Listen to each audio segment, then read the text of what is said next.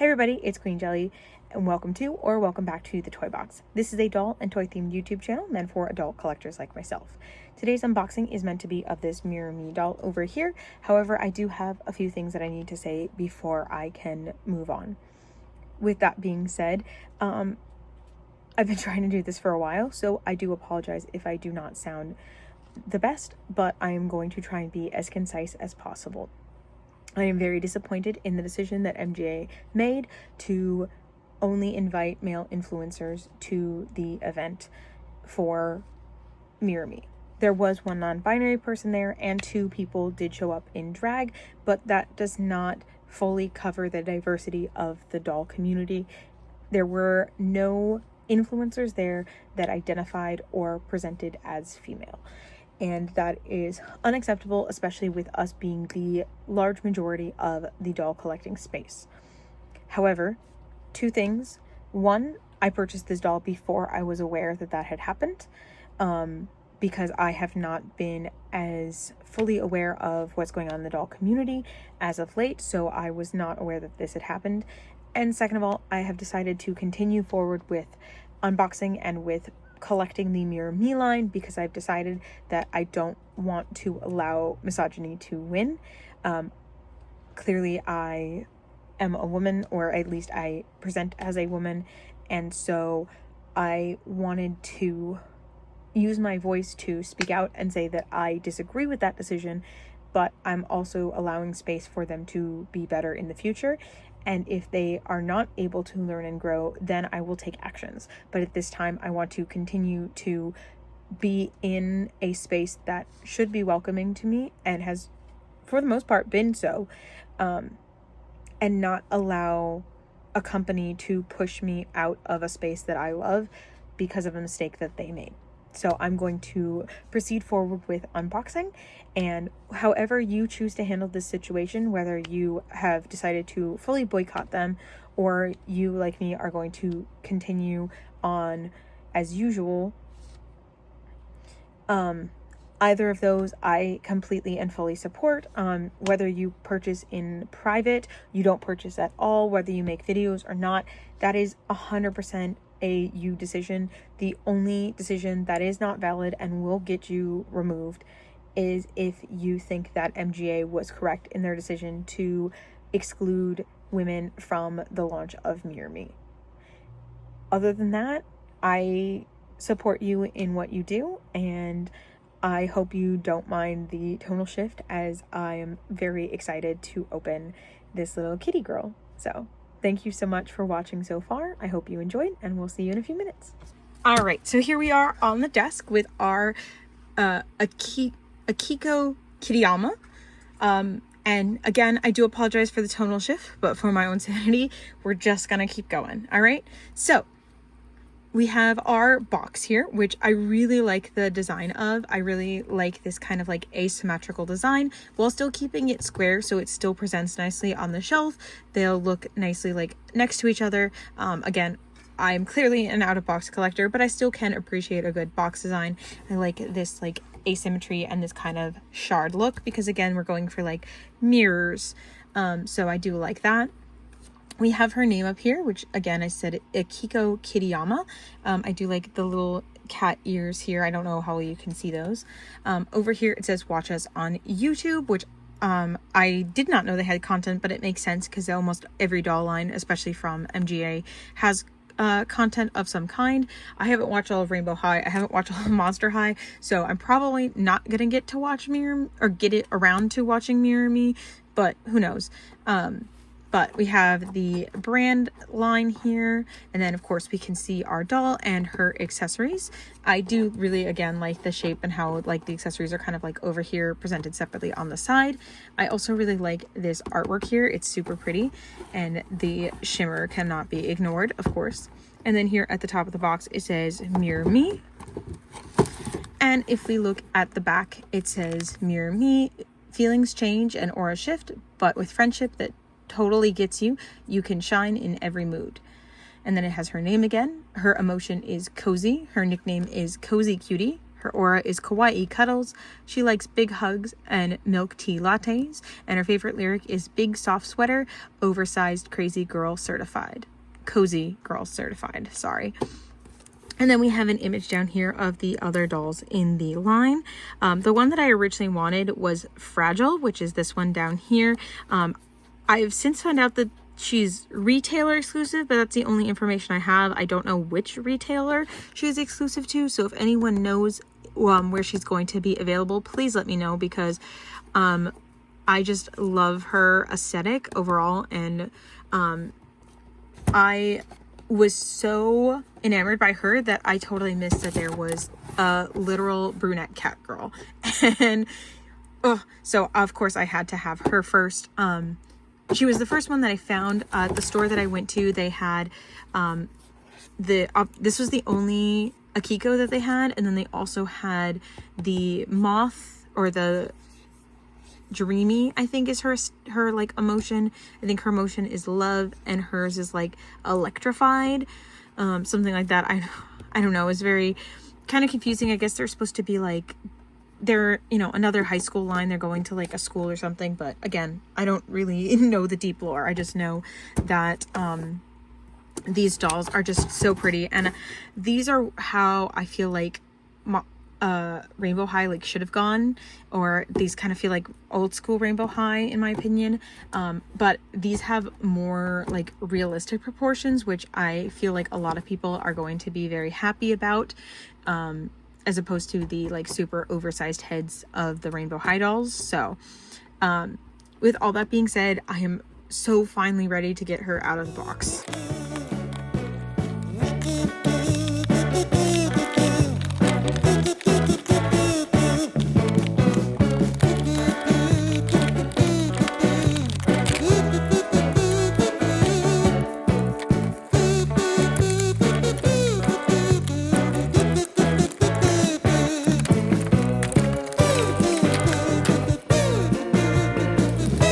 Okay, so we now have her and her accessories out of the box, which I'm noticing here on the back. It says like soft sweaters, warm socks, fuzzy blankets,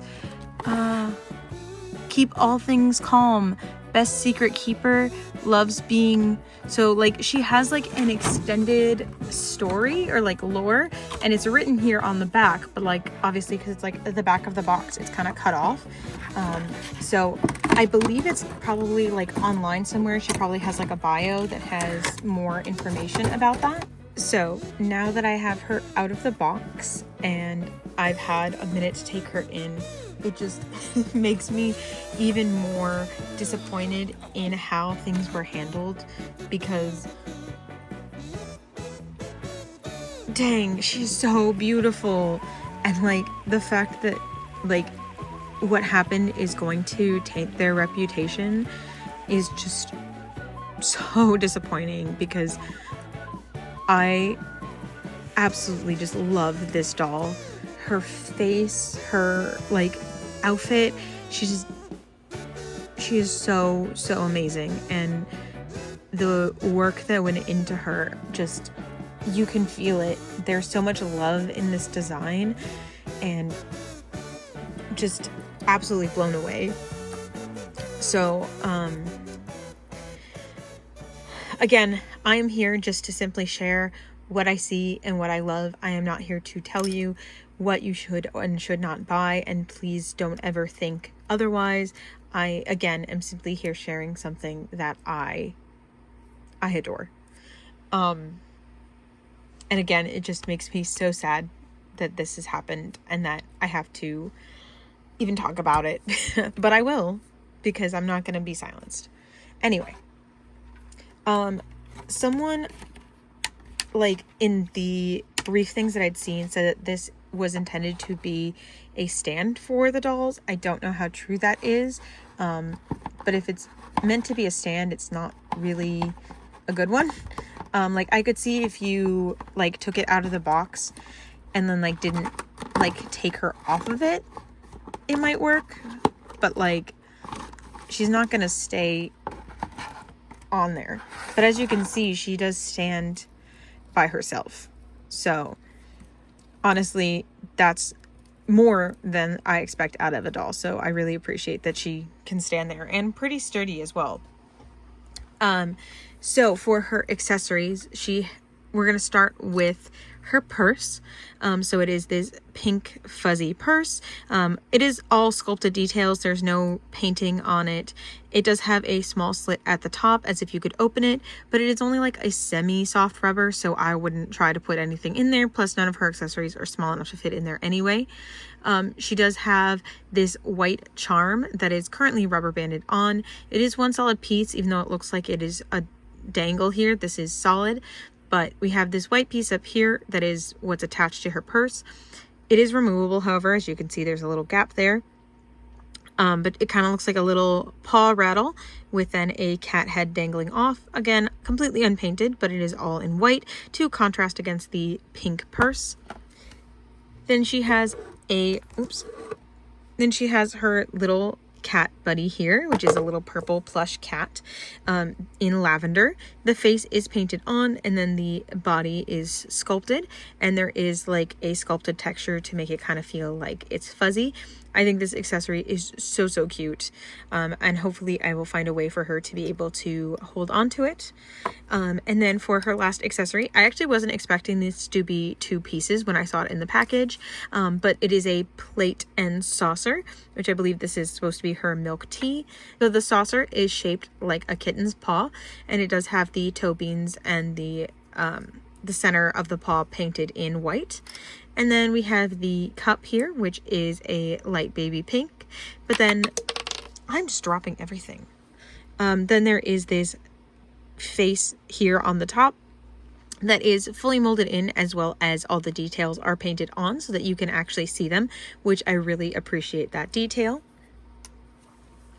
And then we have the doll herself.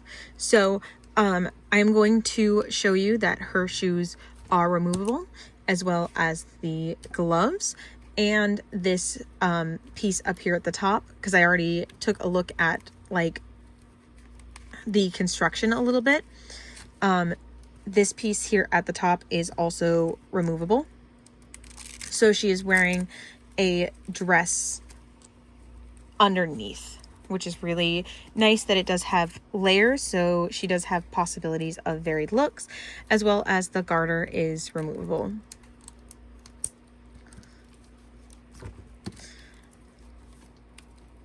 The base doll itself has white painted feet. I do know that one of them, I believe, has like a clear leg with like candied hearts in it. I think it's the like love feeling one, which would make sense again because I think it's candy hearts in there. So I don't know if all of them have like differently painted like legs, but for her at least, she does have solid white that gradients up into the neutral tone here at the knee. Then her hands are these really pretty sculpt. You can see that she kind of has like long nails, but they did not paint her nails. Unfortunately, it does appear that the gloves warped her fingers a little bit, but the sculpt itself is still really beautiful. I really like the long dainty hands that they gave them. And then here is a look at her face. I do like how neutral it is because it gives us a good opportunity for customs as well as for outfit changes. She has a kind of pale peachy lip here, along with some light peach blush on the side, a little bit of yellow in the inner corners and pink at the outer corners, along with some winged eyeliner, of course. And then light brown eyebrows, as well as some slight brown freckles throughout her face. Her ears are pierced, but she does not come with earrings herself. And for her eyes, they are inset, which I know not everyone loves, but I personally am a huge fan of inset eyes. She also has 3D lashes that are set into the eyes. Again, very similar to Rainbow High. I don't know if they still do that. Again, I don't really have any of the current era dolls, but original Rainbow High definitely did the inset eyes like that.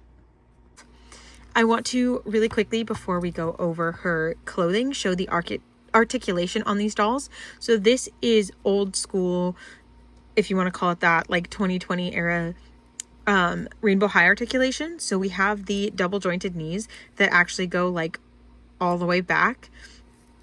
We have joints at the shoulder, at the elbow, and at the wrist, as well as the hands are removable. Obviously, you do always want to be careful with doing that, but they are removable, like, again, the old rainbow high dolls were. And then she has full articulation at the head. Also, if we go back to the legs, she has the upper thigh articulation that we used to have as well. Something else I want to point out here is she does have painted on underwear, which is really nice. That's pretty common with dolls, but it's still nice to see. What I also want to point out is the knees here and how clean they look.